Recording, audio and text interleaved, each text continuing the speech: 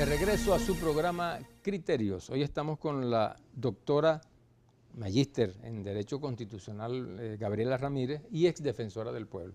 Gabriela, gracias por haber aceptado la invitación. Gracias, Germán, por esta conversación tan necesaria en estos tiempos. Sí, este tiempo tan turbulento que llevamos en Venezuela. ¿No? Sobre todo en este momento que está planteado pues la Asamblea Nacional Constituyente. Gabriela, ¿a qué crees tú que se obedece esta propuesta de la Asamblea Nacional Constituyente? ¿Ya no sirve la del 99? ¿Hay que hacer otra? ¿Qué crees tú? Si ese fuera el caso, porque puedo respondértelo de forma muy personal, yo pienso que nuestra Constitución es perfectible como toda ley, como todo acuerdo que se hace en un tiempo y va cambiando la manera de ver las cosas la sociedad. Pero lo principal, cuando se trabaja un tema tan esencial, tan crucial, es necesario consultarle al pueblo. ¿Por qué, Germán? Porque nosotros estamos en una sociedad polarizada, donde se han definido muy bien dos posturas, o lo que se ha denominado por ambas partes inclusive dos proyectos de país, y la Constitución Nacional de la República Bolivariana. Es el balance, ¿no? Y es el instrumento en el cual nos logramos poner de acuerdo en los últimos años, porque en el 99 le votamos nosotros a la Constitución cuando defendimos esa postura y ese proyecto que nos presentó el presidente Chávez. Y en el 2007, cuando se intentó reformar, le votó la oposición. Es decir, es una Constitución con doble costura. Imagínate qué interesante esto. Luego, bueno, más tarde se enmendó. ¿Y por qué no se cumplen en este momento esos postulados que ya dejó el presidente Chávez? O sea, convocar al pueblo si quiere una constituyente y además consultar al pueblo si quiere esa constitución, que fue lo que pasó con la 99. ¿A qué obedece eso, crees tú? Yo pienso que se ha asumido una visión muy pragmática, probablemente pues la de preservar el poder, pero el poder tienes que relacionarlo de manera directa, que tú lo puedes detentar y lo puedes ejercer cuando previamente lo has esparcido. No se puede tener... Y de acuerdo a las condiciones en las cuales vive la gente que está gobernada, ¿no?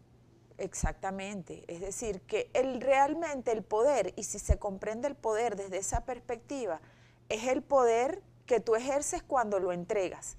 Y esa fue una de las grandes aspectos que le dio mucho poder al presidente Chávez, porque durante el mandato del presidente Chávez se consultaba permanentemente al pueblo. Es verdad, hubo guarimba, hubo los jóvenes estudiantes protestando en distintos eventos, pero siempre se llegaba al punto de inflexión donde se volvía a medir la voluntad popular, y en ese momento se corroboraba que sí, que en efecto el presidente Chávez y el proyecto de país plasmado en la Constitución tenía vigencia y podíamos continuar avanzando pese a los conflictos. En estas bases comiciales que ya se planteó el presidente, que las planteó en el CNE, ¿qué cosas pudieran carecer, de qué cosas pudiera carecer y qué cosas pudieran agregarse ahí? O pudiera tener que verdaderamente sean elementos positivos para el país. Sí, para decirlo muy brevemente, las tres etapas que nosotros pudimos acudir en el año 99, que fue la etapa previa de consultar antes, la etapa sustantiva de hacer el debate nacional, y ayer todos los partidos de oposición publicaron una carta, no sé si la viste, donde han expresado que no reconocen esa asamblea. Es decir, que nosotros estaríamos sustituyendo una constitución debatida por todos los sectores del país por una constitución debatida por un solo partido político.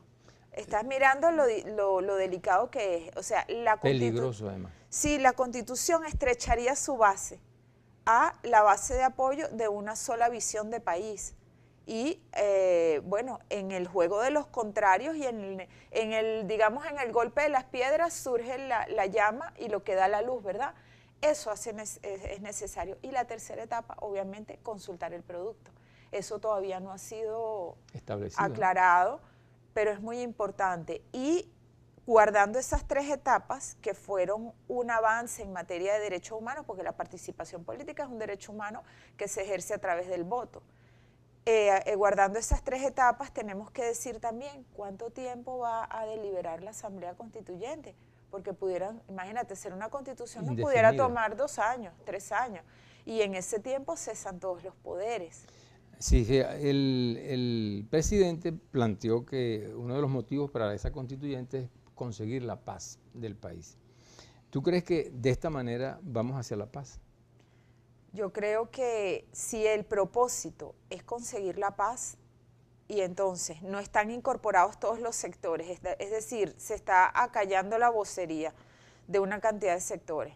Además, estamos volviendo, digamos, a la Constitución del 61, que el presidente Chávez fue tan crítico de que una Constitución fuera hecha por una cúpula, que eso nunca más iba a pasar en el país, porque el presidente Chávez entendía muy bien la idea de progresividad de los derechos humanos, ese principio que derecho conquistado no se vuelve atrás, porque es como una cabeza de playa, ya tú aterrizaste aquí, ya tú puedes opinar antes, durante y después, ahora regresamos, perdimos la cabeza de playa.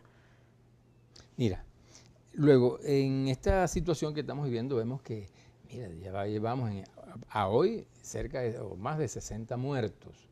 Oye, ¿hasta cuándo pudiera seguir eso? Porque si el pueblo, ¿hasta cuándo ponen muertos en esta cuestión? De un lado u otro, porque aquí todos los que mueren nos afectan a todos, ¿no? Los venezolanos. Bueno, uno de los aspectos, quien ejerce la autoridad debe llamar a todos los sectores. Se dice mucho que se llama el diálogo, pero si tú miras este detalle, se dice que se llama el diálogo y que no se escucha el diálogo, pero ni siquiera se ha llamado a las voces disidentes dentro de la propia corriente chavista. Es decir, digamos, Barreto, Maripili, no ha habido como un encuentro, oye, vamos a discutir, porque ustedes lo ven así. ¿Y qué podemos esperar del diálogo con el contrario, con la persona que definitivamente pues dice no voy a acudir a este proceso de ninguna forma, bajo ninguna premisa, porque ya antes de que se propusiera la Asamblea Constituyente ya se había generado esa fractura? Entonces es muy importante ser sensibles, sobre todo con las vidas que se están perdiendo. Dejar y abandonar esas posiciones que a veces en política son muy comunes, esa posición pretomada, predefinida, yo voy a una reunión con esta directriz y esta línea, no cedo, no soy flexible, y yo creo que es importante porque puede llegar el momento, Germán, en que el pueblo desborde inclusive a la propia oposición, porque… Eso es muy grave, ¿no? Sí, que la oposición, yo he visto escenas con dirigentes de oposición donde el pueblo está increpando a esas personas a que sean mucho más agresivos, mucho más determinados, y pudiera llegar un momento en que ese grupo desborde a esas personas y ni siquiera que esas personas levanten una mano podamos detenerlo.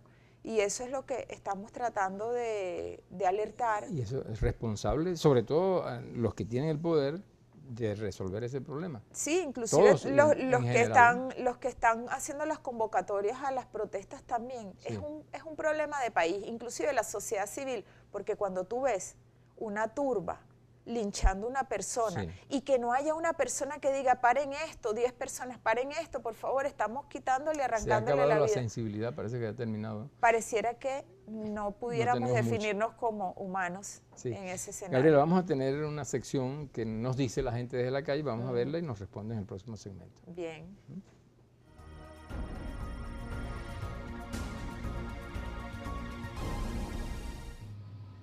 ¿Cuál cree usted que ha sido la mayor diferencia en el rol que ha jugado la Defensoría del Pueblo durante el gobierno del expresidente Chávez y el gobierno del actual presidente Maduro, de la Defensoría del Pueblo en la política nacional? Y como defensora del pueblo, ¿qué haría usted en estos momentos para afrontar la situación que Venezuela está viviendo actualmente? ¿Qué pienso sobre el desempeño del actual defensor del pueblo?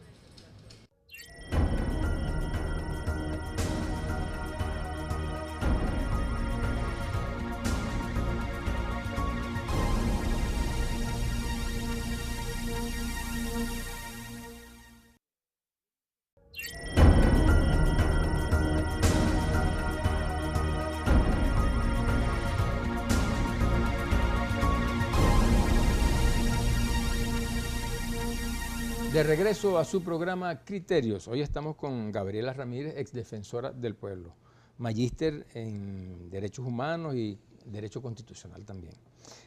Gabriela, te hicieron unas preguntas de la calle.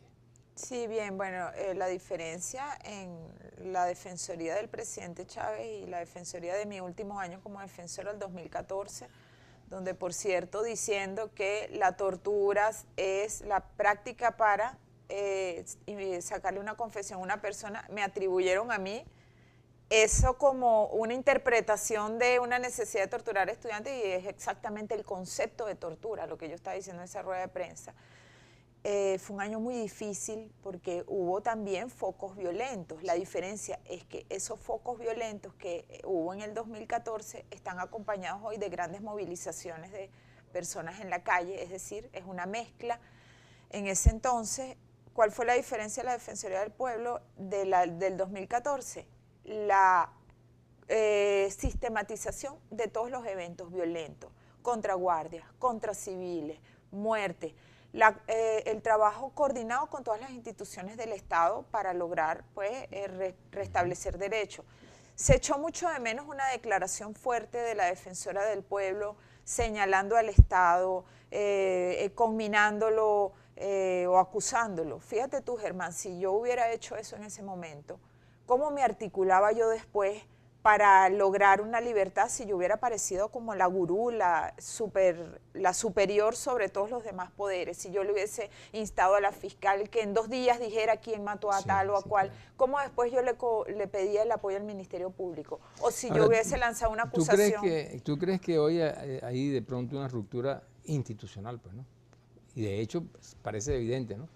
Con la Asamblea Nacional y con el Ministerio Público, porque hay una pugna que no sabemos ¿cuándo termina toda esta situación? Sí, hay acusaciones públicas de traición y eso es muy delicado porque hasta el momento que cambien las condiciones debe haber un respeto por las instituciones. Podemos discrepar, por ejemplo, la sentencia que ha sido publicada esta semana, de acuerdo a las posiciones, a mis posiciones de los últimos días y a mis opiniones, yo pudiera discrepar de esa sentencia, pero finalmente... La que recién aprobó sí, la sentencia 378, sí. Pero finalmente... ¿Cómo consideras tú, pertinente o no esa sentencia? Bueno, yo echo de menos en esa sentencia una práctica que es el principio de ponderación de derechos. Tú sabes que todo magistrado o todo juez cuando va a dictar una sentencia pondera derechos porque los derechos humanos son interdependientes.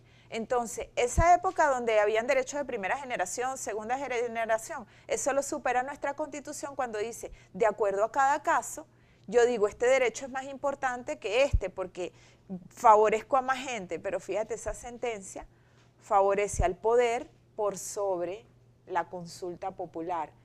Echo de menos ese ejercicio de ponderación de derechos que en una lógica de izquierda, en una lógica de lo que el presidente Chávez tanto pregonó, ha debido hacer prevalecer el derecho de la mayoría a opinar sobre la consulta. O sea, ¿tú crees que estamos volviendo a la Cuarta República?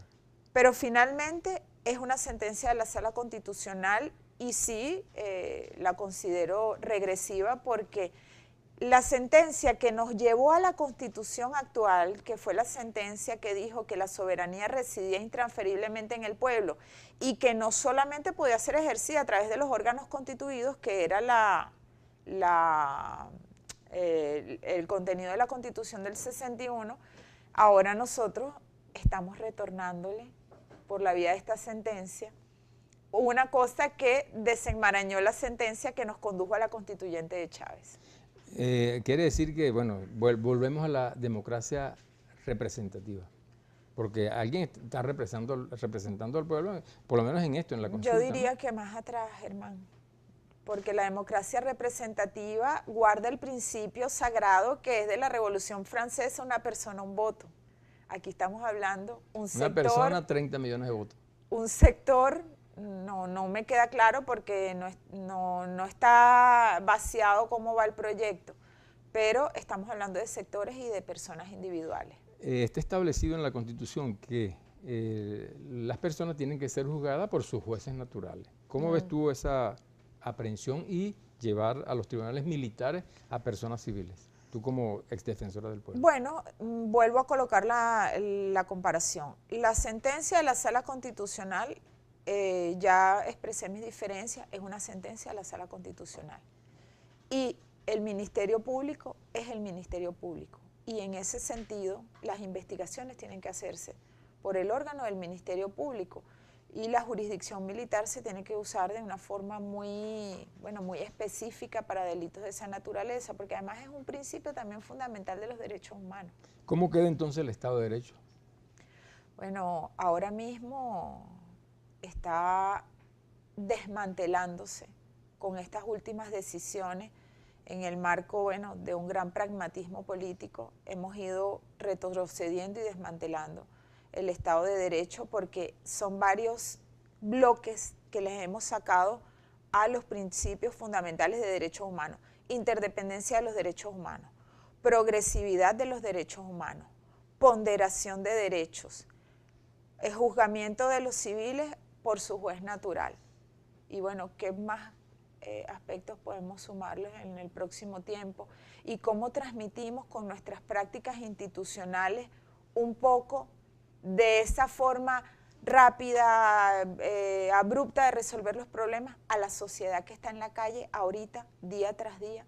Esa es la pregunta que hay que hacerse. ¿Qué hacer en este caso? O sea, ¿cómo resolver este conflicto que tenemos en este momento? Bueno, de competencia de poderes y de la situación que tenemos, que como tú lo llamas, que se está desmoronando el Estado de Derecho. ¿Qué opinión tendrías tú o qué le pudieras decir al Estado y al gobierno? Beber de la voz del pueblo. La voz del pueblo es la voz de Dios. Está muy bien. Mira, la Defensoría del Pueblo en este momento. Bueno, ¿qué echamos de menos? ¿Quién está ahorita reportando diariamente los casos de detenciones, los casos de atención en materia de derechos humanos, los casos de defensa de derechos humanos? Una ONG que se llama Foro Penal. Esa es la realidad. La Defensoría del Pueblo dejó un informe en el 2014 de 6 meses de protesta que se llama Un Golpe a la Paz. Ese informe, lamentablemente, ya tú no lo encuentras en la página web de la Defensoría.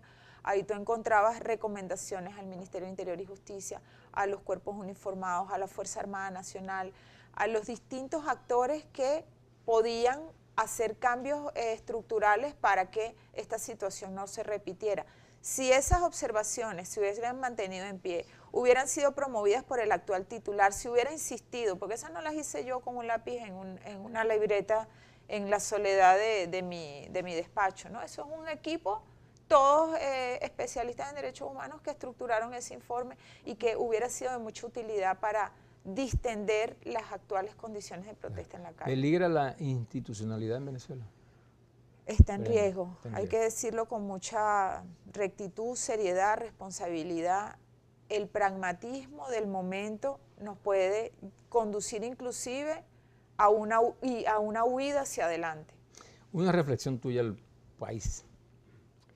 Bueno, que a pesar de que estas condiciones nos estén rodeando, tratemos de reconectarnos con nuestra conciencia y discúlpenme la inmodestia, me coloco de ejemplo, yo he militado y considero que sigo militando en la causa chavista, que es la causa de inclusión y de conexión con el pueblo, beber de la sabiduría popular, y tomé una decisión muy difícil. Son mis amigos de 20 años de trabajo, de lucha, y ahora pues yo pudiera decir que me quedo en una soledad política. No, tienes muchas compañías. Amén, que así sea. Bueno, y cada persona en la calle reconéctese con su conciencia para trabajar por la paz, pensando que la persona que a lo mejor usted está lleno de rabia y vacía su pasión contra esa persona pudiera ser su hijo. Conduélase del dolor ajeno. Eso para el poder y para el pueblo. Muchísimas gracias, Gabriela. Gracias, Germán. Gracias a ustedes. En este cierre de su programa Criterios, queremos terminar con una pregunta.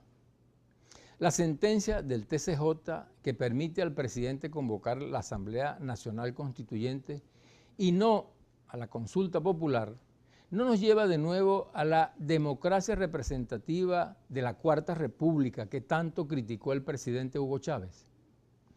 El camino a la paz lo debemos construir entre todas y todos los venezolanos. Si bien transitamos por una severa crisis económica y política de alcances incalculables, la división de nuestro pueblo por el constante enfrentamiento de los liderazgos por imponer sus posiciones políticas no es la solución al problema. Es muy importante que pensemos en Venezuela y su pueblo todo y nos tomemos el tiempo necesario para reflexionar acerca de lo que debemos hacer en colectivo para superar la crisis que de múltiples maneras está afectando a toda la familia venezolana. El pueblo evidentemente no quiere confrontación, aun cuando algunos la propician. No existe una intención masiva de caer en la violencia fratricida. Respetemos nuestra Constitución para que la legalidad no quede destruida, dando carta blanca para que la intolerancia arrastre al país al caos y la confrontación y la guerra. Hemos llegado al final de su programa Criterio. Será hasta el próximo domingo a esta misma hora. Tengan todos un feliz día.